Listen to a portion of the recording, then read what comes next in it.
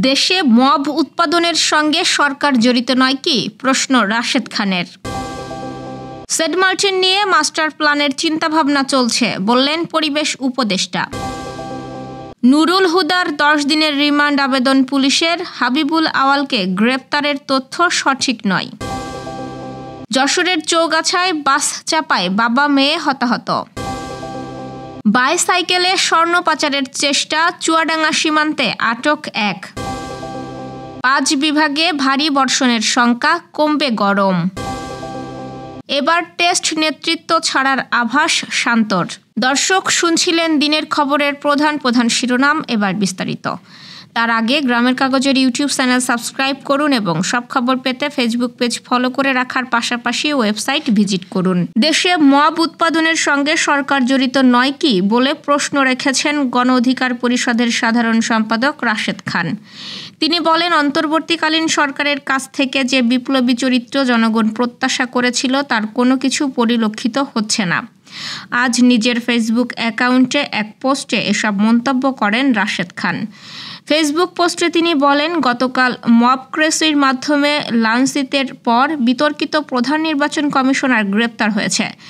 Mobocracy ও লাঞ্ছনার ঘটনা খুবই দুঃখজনক। সরকারের মবের সাথে জড়িতদের গ্রেপ্তারের কঠোর হুঁশিয়ারি দিয়েছে, কিন্তু আমার প্রশ্ন হলো, এই মব উৎপাদনের সাথে সরকার জড়িত নয় কি? রাশেদ খান বলেন, সরকারের মাথায় কেন বিতর্কিত 3টা একতরফা নৈশ ও ডামি নির্বাচনের সাথে জড়িত কমিশন সচিব, ডিসিএসপি এবং আওয়ামী লীগের ডামি মামি স্বতন্ত্র নামধারীদের এমপি ও মন্ত্রীদের গ্রেপ্তার, সম্পদ বাজেয়াপ্তের চিন্তা কাজ করে না? উল্টো আমি অসংখ্যবার বলেছি, এই সরকারের উপদেষ্টারা সাবের, মান্নান সহ বেশ কিছু ডামি এমপির জামিন করিয়েছে, পুনর্বাসন করেছে। যেসব এমপিদের টাকা ও উপদেষ্টাদের সাথে বন্ধুত্ব ও আত্মীয়তার সম্পর্ক তারা ধরাছোঁয়ার বাইরে উল্লেখ করে তিনি পোস্টে আরও লেখেন, যে সকল মাফিয়া সম্পদশালী ব্যবসায়ী গোষ্ঠী হাসিনার অবৈধ সাম্রাজ্য গঠনে সহযোগিতা করেছিল তারাও ধরাছোঁয়ার বাইরে। সরকার যদি এদের শাস্তির আওতায় না এনে অপরাধীদের ধরাছোঁয়ার বাইরে রাখে, তাহলে কি মব উৎপাদনের জন্য সরকার রসদ যোগাচ্ছে না? দীর্ঘ পোস্টে তিনি আরও লিখেছেন, সরকার যতদিন আইনের শাসন প্রতিষ্ঠা করবে না ততদিন সমাজ থেকে মবক্রেসি বন্ধ হবে না। মব উৎপাদনের দায় পুরোপুরি সরকারের দুর্বলতার কারণে এই মবের ঘটনা ঘটছে। সেন্ট মার্টিনের প্রাকৃতিক পরিবেশ ফিরে আসতে শুরু করেছে জানিয়ে পরিবেশ, বন ও জলবায়ু পরিবর্তন এবং পানি সম্পদ উপদেষ্টা সৈয়দা রেজওয়ানা হাসান বলেছেন, দ্বীপটি নিয়ে একটি মাস্টার প্ল্যানের চিন্তাভাবনা করা হচ্ছে। এজন্য জলবায়ু ট্রাস্ট থেকে একটি প্রকল্প নেওয়ার উদ্যোগ চলছে। বিশ্ব পরিবেশ দিবস ও পরিবেশ মেলা উপলক্ষে সংবাদ সম্মেলনে আজ তিনি এসব কথা বলেন। রিজওয়ানা হাসান বলেন, সেন্ট মার্টিন দ্বীপ নিয়ে কোনো আশঙ্কা থাকার কথা নয়, এটিকে বাঁচানো দরকার। দ্বীপটি বাঁচাতে পারলেই সব আশঙ্কা দূর হয়ে যাবে। প্রহসনের নির্বাচনের অভিযোগে করা মামলায় সাবেক প্রধান নির্বাচন কমিশনার KM নুরুল হুদার 10 দিনের রিমান্ডে নিতে আবেদন করেছে পুলিশ। সোমবার রাজধানীর শেরেবাংলা নগর থানার উপপরিদর্শক শামসুদ্দোহা সরকার এই আবেদন করেন। এদিকে সাবেক প্রধান নির্বাচন কমিশনার কাজী হাবিবুল আওয়ালের গ্রেপ্তারের তথ্য সঠিক নয় বলে জানিয়েছেন অন্তর্বর্তী সরকারের স্বরাষ্ট্র উপদেষ্টা লেফটেন্যান্ট জেনারেল অবসরপ্রাপ্ত জাহাঙ্গীর আলম চৌধুরী। তিনি জানান, তাকে এখনও গ্রেপ্তার করা হয়নি। আজ সকালে গাজীপুরের মৌচাকে হর্টিকালচার সেন্টার পরিদর্শন করে সাংবাদিকদের এক প্রশ্নের জবাবে এসব কথা বলেন স্বরাষ্ট্র উপদেষ্টা। তিনি বলেন, সাবেক নির্বাচন কমিশনার নুরুল হুদাকে আটকের সময় যেভাবে মব জাস্টিস করা হয়েছে তা কাম্য নয়। আইন শৃঙ্খলা রক্ষাকারী বাহিনীর উপস্থিতিতে এই ধরনের ঘটনায় বাহিনীর কেউ জড়িত থাকলে তা তদন্ত করে আইনগত ব্যবস্থা নেওয়া হবে। যশোরের চৌগাছায় বাস চাপায় বাবা মেয়ে হতাহত হয়েছে। অনার্স পড়ুয়া নিহত মেয়ে রয়েছে হাসপাতাল মর্গে, আর আহত বাবা রয়েছেন হাসপাতালের বেডে। মর্মান্তিক এই ঘটনা ঘটেছে আজ সকালে যশোরের চৌগাছা বাজারের ব্রিজ সংলগ্ন এলাকায়। প্রত্যক্ষদর্শী এবং পুলিশ সূত্র জানিয়েছে, মুহিদুল ইসলাম মৃধা ও তার মেয়ে আফিয়া ইসলাম মৃধা জমি রেজিস্ট্রি করার জন্য কাংসারিপুর থেকে পায়ে হেঁটে চৌগাছা বাজারের দিকে যাচ্ছিলেন। তারা বাজারের ব্রিজ সংলগ্ন এলাকায় পৌঁছালে মহেশপুর থেকে ছেড়ে আসা চৌগাছাগামী একটি যাত্রীবাহী বাস তাদের চাপা দেয়। এ সময় ঘটনাস্থলেই নিহত হয় মেয়ে আফিয়া ইসলাম মৃধা, গুরুতর আহত হয় পিতা মুহিদুল ইসলাম মৃধা।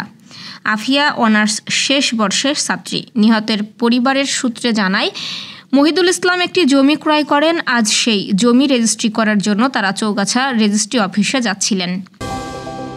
চুয়াডাঙ্গার জীবননগরের গয়েশ্বরপুর সীমান্তে বাইসাইকেলে করে ভারতে স্বর্ণ পাচারের সময় একজনকে আটক করেছে বর্ডার গার্ড বাংলাদেশ। এ সময় তার কাছ থেকে 8টি স্বর্ণের বার ও একটি ছোট স্বর্ণের টুকরো উদ্ধার করা হয়। রোববার রাতে গয়েশপুর এলাকার ইসলামপুর পিচমোড় থেকে তাকে আটক করা হয়। আটক ব্যক্তির নাম মমিন। তিনি জীবননগর উপজেলার গয়েশপুর গ্রামের ধোপাখালী এলাকার তেঁতুল মণ্ডলের ছেলে। উদ্ধারকৃত স্বর্ণের মোট ওজন 1 কেজি 166 গ্রাম। এর বাজার মূল্য প্রায় 1,63 লাখ টাকা বলে জানিয়েছে বিজিবি। ঘটনার বিষয়ে বিজিবির পক্ষ থেকে জীবননগর থানায় একটি মামলা দায়ের করা হয়েছে। দেশের সব বিভাগে আগামী 5 দিন টানা বৃষ্টি ঝরতে পারে বলে জানিয়েছে আবহাওয়া অধিদপ্তর। এর মধ্যে আগামী 24 ঘন্টায় 5 বিভাগে ভারী বর্ষণের আশঙ্কা রয়েছে। এ সময় দেশজুড়ে তাপমাত্রা কমবে বলেও আবহাওয়া অফিস জানিয়েছে। আজ সকাল 9টা থেকে পরবর্তী 120 ঘন্টার জন্য দেওয়া পূর্বাভাসে এ তথ্য জানানো হয়েছে। এতে বলা হয়, মৌসুমী বায়ুর অক্ষের ও বর্ধিতাংশ উত্তর প্রদেশ, বিহার, পশ্চিমবঙ্গ ও বাংলাদেশের মধ্যাঞ্চল হয়ে আসাম পর্যন্ত বিস্তৃত রয়েছে। এর একটি বর্ধিতাংশ উত্তর বঙ্গোপসাগর পর্যন্ত বিস্তৃত রয়েছে। মৌসুমী বায়ু বাংলাদেশের উপর মোটামুটি সক্রিয় এবং উত্তর বঙ্গোপসাগরে মাঝারি অবস্থায় রয়েছে। এ অবস্থায় আগামীকাল মঙ্গলবার সকাল 9টার মধ্যে রংপুর বিভাগের অধিকাংশ জায়গায়, রাজশাহী, ময়মনসিংহ, চট্টগ্রাম ও সিলেট বিভাগের অনেক জায়গায় এবং ঢাকা, খুলনা ও বরিশাল বিভাগের কিছু কিছু জায়গায় অস্থায়ীভাবে দমকা হাওয়া সহ বিদ্যুৎ চমকানো অথবা হালকা থেকে মাঝারি ধরনের বৃষ্টি বা বজ্রসহ বৃষ্টি হতে পারে।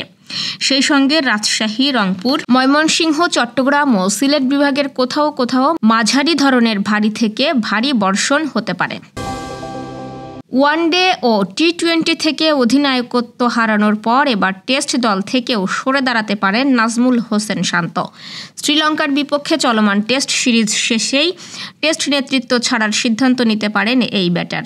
এমনটাই জানিয়েছে আন্তর্জাতিক ক্রিকেট ভিত্তিক সংবাদ মাধ্যম ক্রিকবাজের বরাতে জানা গেছে, শ্রীলঙ্কার বিপক্ষে কলম্বো টেস্টের পর কিংবা সিরিজ শেষে আনুষ্ঠানিকভাবে সিদ্ধান্তটি জানাতে পারেন শান্ত।